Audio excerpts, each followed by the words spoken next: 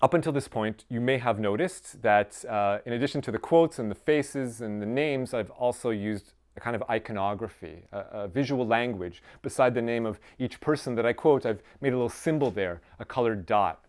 Okay, here there's a letter S. Here's what I'm talking about, so you can see from the back. So this wasn't accidental. I'm actually, what's the purpose of this? Well, I'll explain. I'm actually giving out grades here.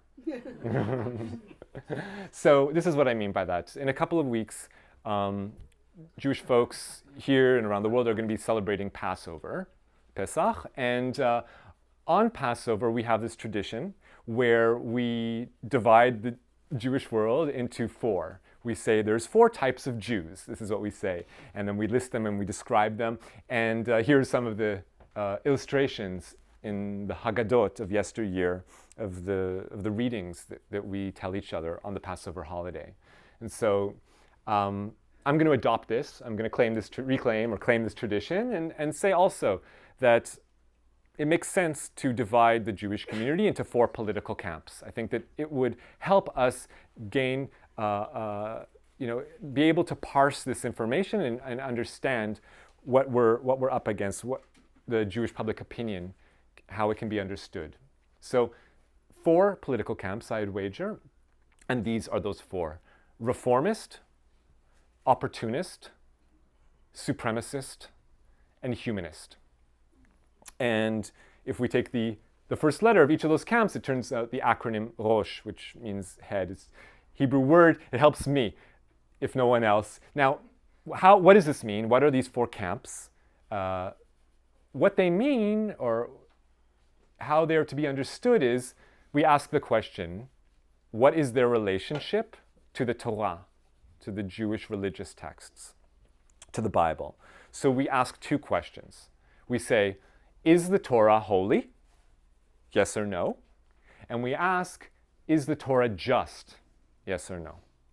So, moving into the 19th century, basically the form of Judaism as we know it is Orthodox Judaism, supremacist, and they would answer yes to both of these questions. They would say that yes, the Torah is holy, it's divine, it's from God, and yes, it's just, it's fair. When it says that we are the chosen people and we have ownership over the land of Israel, that is fair and legitimate. So they would say yes to both questions. Now, in the second half of the 19th century, we see the emergence of three other camps, or three other trends.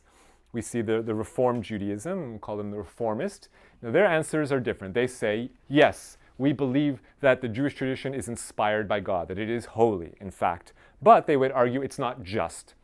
It's not okay as it is. It's problematic. We need to amend it. We need to amend the Constitution. We need to amend the religious constitution, the Torah texts.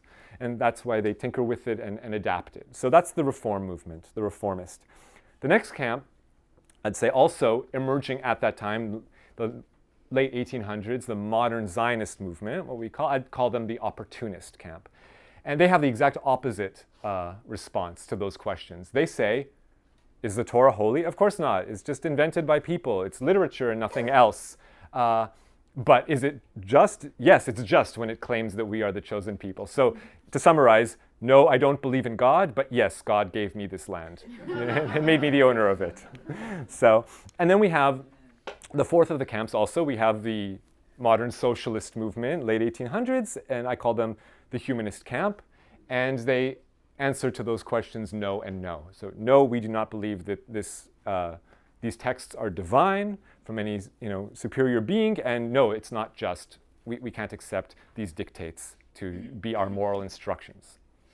So now I can imagine that maybe there's some people in the room who might say at this point, how do you expect me to believe this, David? You want me to accept, to say that these are the four camps, but it sounds like you're biased. It sounds like, you're essentially injecting your own personal opinion here when you're describing them as supremacist and humanist. You're clearly showing what you're thinking and feeling. And okay, legitimate. I'm not trying to pretend I'm something I'm not. I'm trying to be honest and open about my own opinions. But at the same time, it doesn't mean that the facts I'm describing aren't accurate. And one ways we can see this is, I would argue that the other Jews from the other political camps, or folks from the other political camps, would also recognize the same four-camp breakdown they would just call them something different. They would describe them differently. So let's say you're a reformist. So you would say, oh no, we are the stable ones. We provide stability to the system. The Zionists, they're too hawkish. Those religious camps, they're old school. And those socialists, they're just too far left. We are the stable ones. But they would still describe them using those categories in a way. Or let's say the Zionists, they would say, oh, we're the heroic camp of the Jewish community. Those reformists, they're spineless. And the Orthodox, they're useful to us. They support nationalism. And those socialists, they're traitorous to the Jewish people.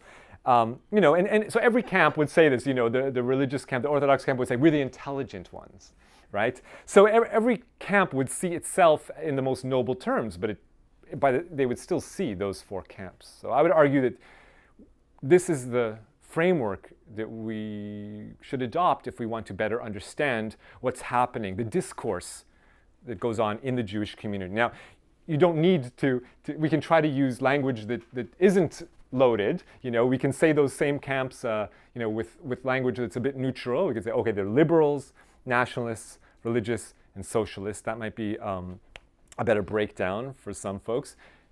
Fair enough, but it doesn't make a snappy acronym.